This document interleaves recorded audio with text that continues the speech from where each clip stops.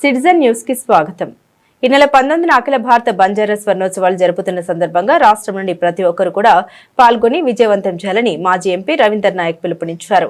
ఈ సందర్భంగా ఆయన మాట్లాడుతూ బంజారా నాయకుల్ని చాలా మంది రాజకీయ నాయకులు అణిచివేసి కార్యక్రమాలు చేస్తున్నారని, ఈ రోజు భారతదేశంలో ఉన్న 14 కోట్ల మంది జనాభా కలిగిన బంజారాలకు సంబంధించిన భూములు అనేక రాష్ట్రాల్లో ఉన్నాయని, అవి ప్రభుత్వం అన్యాయంగా బంజారాలకు సంబంధించిన భూముల్ని ప్రభుత్వాలు తీసుకోవడం జరిగిందని, అలాంటి భూముల్ని బంజారాల అభివృద్ధి కోసం కేటాయించాలని తెలిపారు.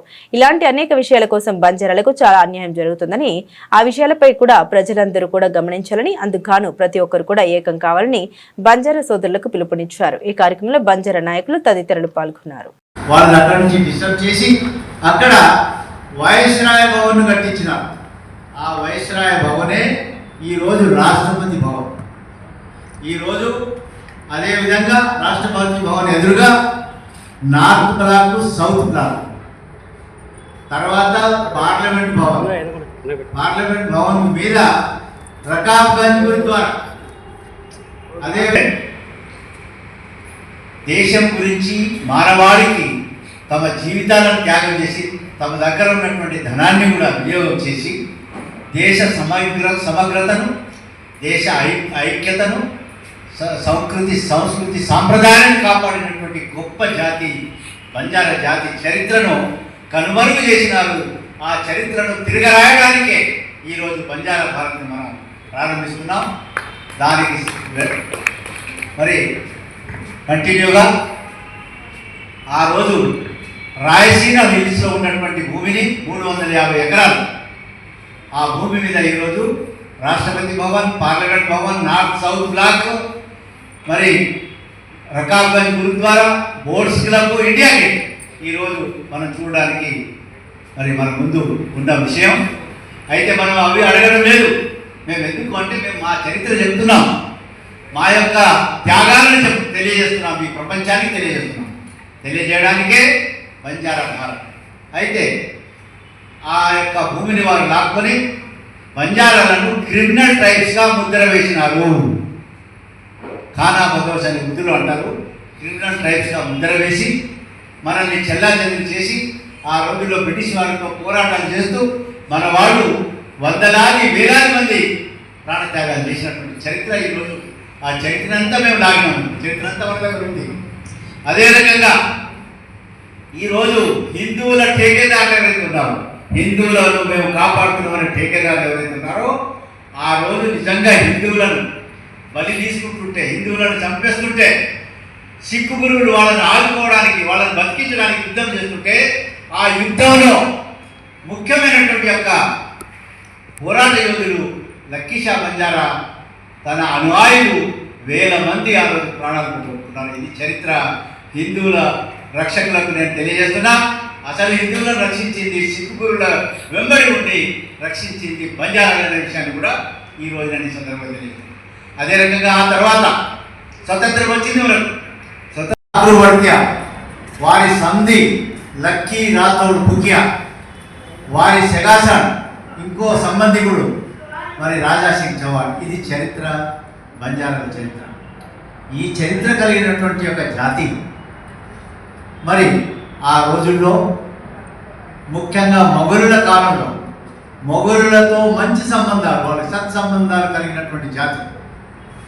అటువంటి జాతి మరి ఈ యొక్క బ్రిటిష్ వాళ్ళు ఎంటర్ అయిన తర్వాత, భారతదేశంలో బ్రిటిష్ వాళ్ళు ఎంటర్ కాకముందు ఠాకూరు వడతియా మరి అక్బర్ కొలువులో, కింగ్ అక్బర్ కొలువులో సాహితీవేత్త, గొప్ప సాహితీవేత్త, మరి సాహిత్యాన్ని ప్రపంచానికే చాటి చెప్పినటువంటి ఠాకూరు వడతియా, ఆయన మనవడు లక్కీషా బంజారా.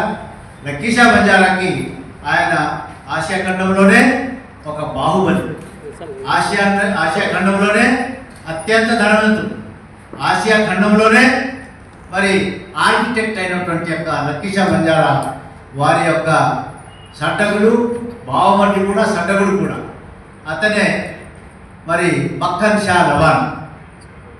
అయితే వీళ్ళిద్దరు కలిసి రెడ్ ఫోర్ట్, ఎర్రకోటను కట్టించిన దాంట్లో వారి యొక్క ధనాన్ని వినియోగించినారు.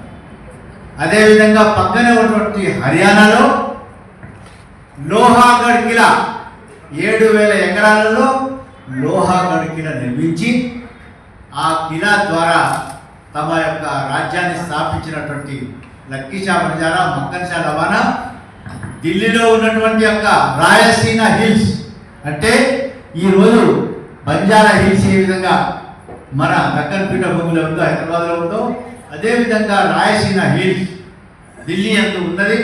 ఆ రాయసీన హిల్స్ను అప్పటి బ్రిటిష్ వాళ్ళు మనకు స్వతంత్రం రాకపూర్వం ఆ యొక్క రాయసీన హిల్స్ను, ఆ హిల్స్ మీద మన బంజారా తాండా ఉంది. అదే లక్కీ షా బంజారా, మక్కన్ షా రవాణా తాండా. ఆ తాండాను బ్రిటిష్ వాళ్ళు అన్యాక్రాంతం అంటే మనకు స్వయం పాలన కావాలి, మనం అభివృద్ధి చెందాలి, మన యొక్క రాజ్యాంగాన్ని మనం రాసుకోవాలని చెప్పేసి మన బాబాసాహెబ్ అంబేద్కర్ ఆ రోజుల్లో రాజ్యాంగాన్ని రచించి ఆ రాజ్యాంగం ద్వారా కొన్ని హక్కులు కల్పించినారు. ఆ హక్కులలో మరి అనేక తెగలు, అనేక జాతులు మరి వారిని కేటగిరీ చేసినారు. ఏమని? అస్పృశ్యులు ఎవరైతే ఉన్నారో, కేవలం అస్పృశ్యత ఉన్నవాళ్ళు షెడ్యూల్ క్యాస్ట్గా గుర్తింపబడ్డారు. తర్వాత 4 క్రైటీరియాస్ కలిగిన వాళ్ళు, అంటే మొట్టమొదటిది జనరల్ సొసైటీ. మరి జనరల్ సొసైటీని కలవడానికి మిడిసిపడేటువంటి మిడిమిడిగా, ఎందుకంటే వాళ్ళు కలవడానికి సిగ్గుపడతారన్నమాట, అదొక క్రైటీరియా. రెండవది ప్రత్యేక సంస్కృతి, ప్రత్యేక సాంప్రదాయం, ప్రత్యేక భాష. ఇవి ఉంటే వాళ్ళని షెడ్యూల్ గుర్తిస్తారు. అట్లా గుర్తించబడిన వాళ్ళలో ఆ రోజుల్లో షెడ్యూల్ ట్రైబ్స్ 705 తెగలు, ఆ రోజుల్లో షెడ్యూల్ ట్రైబ్స్ 705 తెగలు బాబాసాహెబ్ అంబేద్కర్ గారు రాజ్యాంగం రచించినప్పుడు మరి డిస్టర్బ్ చేసింది. తర్వాత ఈరోజు 2025 వరకు 740 తెగలు ఇప్పుడు కొత్తగా కొన్ని తెగలు కలుగుతారు.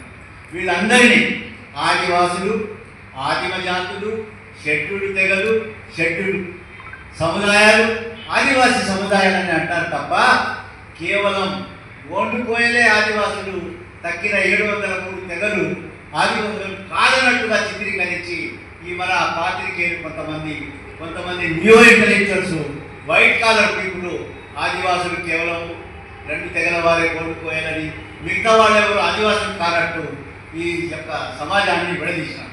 సో దీని నుంచి ఈరోజు మరి ఈ విధంగా